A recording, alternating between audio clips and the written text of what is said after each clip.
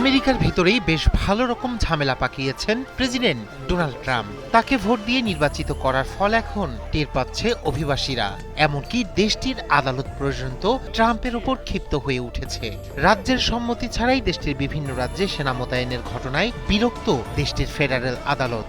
দেশের ভিতরে সেনা মোতায়েনের এসব ঘটনা নজিরবিহীন। অভিবাসন বিরোধী অভিযানের জেরে বিক্ষোভে উত্তাল যুক্তরাষ্ট্রের বেশ কিছু শহর।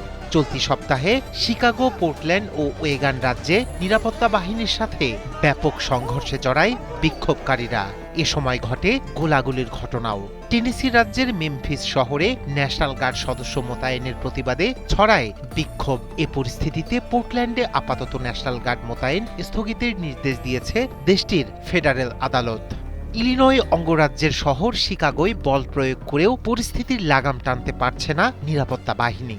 বাধ্য হয়ে কাঁদানে গ্যাস নিক্ষেপ করলে ঘন ধোঁয়ায় পুরো এলাকা আচ্ছন্ন হয়ে ওঠে। দেখা যায় শহরের রাস্তায় বিক্ষুব্ধ মানুষের লোকারণ্য।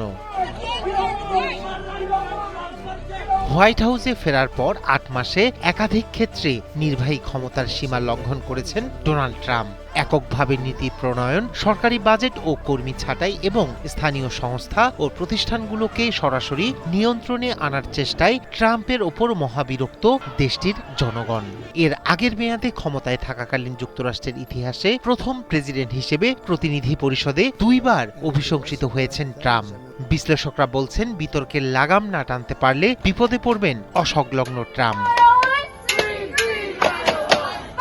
অভিবাসন বিরোধী অভিযানের অংশ হিসেবে ন্যাশনাল গার্ড মোতায়েনের ঘটনায় ছড়ায় উত্তেজনা। বিক্ষোভকারীদের দমনে পিপার স্প্রে ও রাবার বুলেটও নিক্ষেপ করার ঘটনা ঘটে। এর মধ্যেই বর্ডার গার্ড পেট্রোলের সদস্যের গুলিতে আহত হন এক নারী। এতে কয়েক গুণ বাড়ে ক্ষোভের মাত্রা। টেনেসি রাজ্যেও রাস্তায় নামে শত শত মানুষ। মেমফিস শহরে ন্যাশনাল গার্ড এবং অন্যান্য ফেডারেল সংস্থার সদস্যদের মোতায়েনের সিদ্ধান্তের প্রতিবাদ জানায় তারা। ট্রাম্প প্রশাসনের বিরুদ্ধেও ছিল নানা স্লোগান। এ সময় ট্রাম্পের ক্ষমতার অবসান চান অনেকেই। এদিকে ন্যাশনাল গার্ড সদস্য মোতায়েন স্থগিতের ঘটনায় এখনও এ বিষয়ে কোনো প্রতিক্রিয়া জানায়নি হোয়াইট হাউস।